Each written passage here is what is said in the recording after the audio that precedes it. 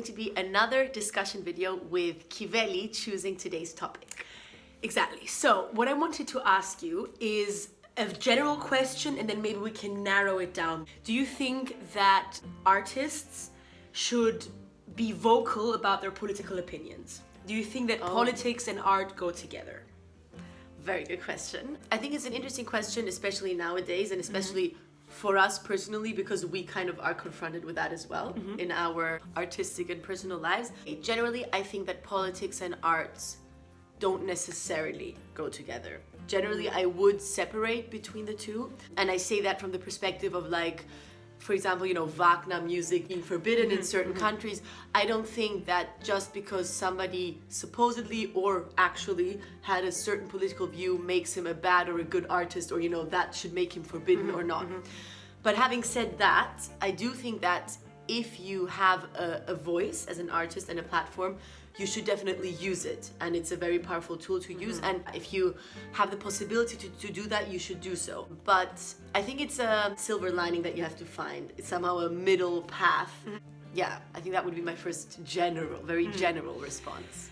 I mean, I've thought about it a lot from two perspectives. The one perspective, which would be not going against being politically active despite being an artist, but I'm thinking about this trend, of very famous celebrities being very vocal about certain political issues, and thinking about it, what qualifies someone who's gotten famous through being really, really good at something to be more informed and his opinion about politics to be valuable compared to someone who's been in that field the entire time. That's my, I would say, cynical perspective. I have a different perspective, which I would say much more corresponds to how I actually am, is I think that there are two levels of politics, right? There is the one level that is, tax rates and details in our healthcare system or our education system, like the type of things that, although of course they do influence our lives, they don't really garner an emotional response from people. Whether the tax rate is 1% less or not, it's not something that you immediately react in emotionally. However, a lot of politics, and I think much more nowadays than maybe 20 years ago, is extremely emotional and really boils down to what you identify as, what type of person and what type of moral structure you identify with. It has much more to do with human rights and doing the right thing. Now, whether that is good or bad, like this having boiled down to such emotional reactions, I'm not sure. To that point, I was going to say what kind of made me stop before was that I do think it's good to use the platform if you are representing one of the obvious right things, which I would call, pro-freedom, against racism, pro-education, human rights, like what you just said. But then again, I mean, what is the obvious right thing? Exactly. So the reason why I'm so reluctant to go and say no, politics and art are two separate things, leave them alone, artists leave politics alone, is because I think that nowadays politics has so much to do with emotion and identity, and of course the realm of art is the realm of personal identity. That's exactly what we target, how you feel, trying to motivate you to reflect more about your own inner world. Also, and because of that, I feel like it's almost inseparable, certain political issues from your artistic agenda. And what you mentioned before, where you said that what makes an artist even capable of having such a good opinion on politics, I think that we should always remember that, politics is, of course, you have to be informed, but politics is a topic that actually concerns all of us. Artists, the average Joe Blog, how do you say that? The average Joe. Yeah, the average Joe, everybody. So you don't necessarily have to be an informed expert to have a certain valid political opinion. It doesn't make your opinion less valid. So in that sense, I would say it doesn't make an artist, not good enough to express a political opinion. And I think that sometimes, to me, or probably to us, it almost feels like a duty to even take a stand against certain things. Very concretely speaking, we as half Greeks have family that is from the island of Lesbos, and Lesbos right now is in the news a lot because of the refugee crisis. So that whole topic is something where we feel we have to take some sort of stand, and somehow do our part to help. Absolutely. So there is another point where they are inseparable, Yes, arts and politics. To go back to my first more cynical point, what I would say is I think it becomes problematic, or at least it becomes potentially dangerous, if suddenly the opinion of, say, Kim Kardashian seems more important than the opinion of an actual senator or something like that. Like, that is the point where I start feeling we should be careful to put like all the opinions that we get through a filter of competence. And like, are decide. we the Kim Kardashian in that example? Well, I mean, it depends, of course, a bit. I would not want to say that we are the Kim Kardashians, but definitely we speak from a perspective of goodwill and of the best intentions. But not having But at the same studied time, more. we should respect the expertise of our local government, our local governmental structures. So I think that as much as artists have, of course, this platform, because politicians, especially local politicians, don't have the same fan bases as famous singers or whatever, of course, I think there's so much potential in using the platform of these famous people. But I think that it would be good to always revert it back to the existing proven political structures that we have. Yeah. Another interesting point connected to that I think should be raised is that there is a trend in today's society to not be interested in politics at all. And maybe, I'm not sure, but maybe it is connected to the fact that they say, you know, I'm not an expert, I'm not even going to start occupying myself with this. So I think that could be a little bit dangerous as well, because just because you're not the biggest expert, like for me, for sure I'm not the biggest expert, but that doesn't make me say, okay, I'm not going to think about it at all. I just think about it a little bit, you know, as much as I can. And I think that it definitely always is good to make people more interested, because I feel like our generation in general has somehow developed this attitude of not being so interested and taking a lot of things for granted, because our ancestors fought for the right to vote, for all that, for democracy, for freedom, and we just are chilling Enjoying the repercussions of that. and we're just thinking, great, you know, I have everything, I don't need to do anything. But actually, you know, that might be gone in an instant. We're kind of living through it right now, not because of political reasons, but you know, things can be gone faster than we think. Of course, so in that sense, I think it is important to encourage everybody to involve themselves, to vote, obviously, and I think all of that. therein lies the exact power of involving politics in art, which is not to espouse the super complex political opinion with everything, but to give this feeling of empowerment that you are powerful to influence the political fate of your country. And actually, because every little voice counts. Absolutely, absolutely. And to influence it from a place of security and feeling good about yourself, rather than from a place of fear, which is how extremism basically is born, bred, and perpetuated. Another thing that I wanted to say, because you were talking about not really caring about politics very much, it was, I had gone to this sort of lecture a while back where I got some information that was so interesting to me, and I had no idea really, especially as a Greek, I thought that was a bit weird, which is that obviously everyone knows democracy was in a way founded in ancient Greece. However, what I didn't know is that the democracy that existed in ancient Greece was very different from the democracy that we have here today.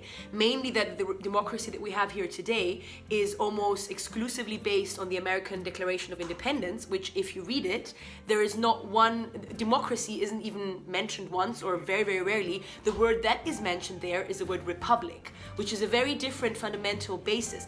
A republic basically has the situation that there is the ruling class, the Senate and the houses. I mean, there are so many different variations of that throughout the world, but basically the average Joe is only powerful on one day, which is voting day. So basically on that day, all of the people have power, and they put all that power in their vote, and then the rest of the year we have basically no power. Democracy, the way that it was done in Greece, was very different, because first of all, of course, the situation was also very, very different, starting with the fact there were a lot less people, much more manageable. There were also negative things like women couldn't vote, only men from a certain income could vote. So obviously, we don't even have to talk about that. But the main difference was that, first of all, everyone was involved in actual person-to-person voting. Once a month they would all meet and vote on the important issues, and who would decide on these important issues were a random body of 500 people that would be exchanged every year. And the amazing thing was that these 500 people were basically selected at random once a year, which meant that, considering that it was a lot less people, every person in their lifetime, once, twice, or 3 times, would actually be in the Senate, if you will, something resembling the Senate, which means that it was impossible to live your life without being politically active and politically informed. Of course, having been in such a Senate-type structure yourself, you would then vote in a very different way on certain issues because you have a different perspective on it. Yeah. So I thought that was so fascinating. And of course, it's very difficult to replicate anything like that in the millions of people that live in democracies today. But just that perspective of really everyone being involved in the day-to-day procedures of democracy, and in what way we can sort of replicate something similar nowadays by really feeling that democracy is us. We are actually the most important people in it. I mean, obviously we can never replicate that, Yeah, because that's yeah, only yeah. possible because there were so much less people. First of all, I didn't know that system. I think we should definitely encourage more involvement, more activity, more informing yourself. And I wanted to make one more point, which I said in the beginning about the, censoring of certain composers and stuff like that. I think that should actually really never be done. That's just my opinion. I think even if a composer has a political opinion that I completely disagree with, that to me doesn't make him less of an artist. I know that opinions differ there, but I definitely would say it is okay. I mean, nowadays it is okay, for example, to play Wagner even in Israel, but for a while it wasn't.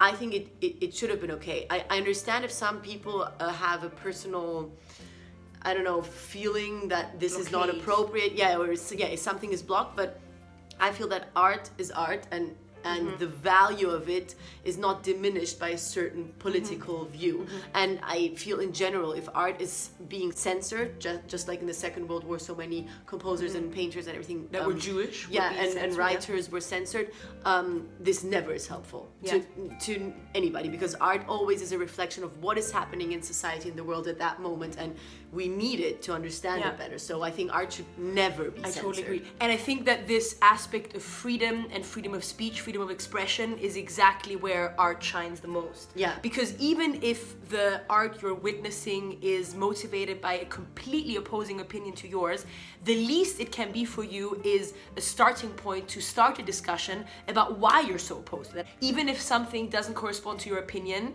it is very valuable to have an icebreaker to start the discussion on why that is, because only through discussion and dialogue and through not censoring anything can we grow as a society and become more civilized, more understanding, more tolerant. And it can also take away that feeling of, we are so powerless. Many people think, I'm just one in a million, which is kind of true, and I cannot do anything. My voice is not going to change anything, but if everybody thinks that, nothing's going to happen. So actually, we are powerful. The biggest revolutions happened from the people, from the average 1 in a million person. That's where they started. And also today, there are certain revolutions, without really wanting to name any particular one, that started from one single person, one little girl or whoever. So,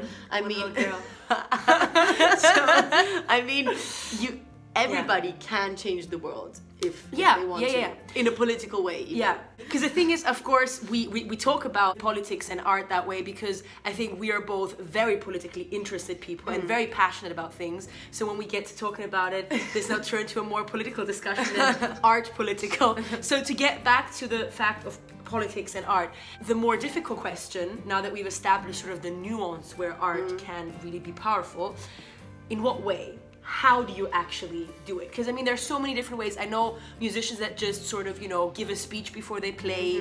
There is the way of picking repertoire that represents certain political agendas, I mean, as you say, I think there are many, many ways, many symbolic ways, and ways that actually also help. I mean, in the world of classical music, I think the figure that comes to mind immediately is Daniel Barenboim, who just did it in an exemplary way. I mean, he did so much for unification, so much political action through art, actually. So I think he would be an amazing example, what he actually made possible for many people from the Middle East and everywhere. It's not so much, you know, how big your impact is going to be. I think if everybody does their part, and maybe our part is smaller and Daniel Barenboim's part is bigger.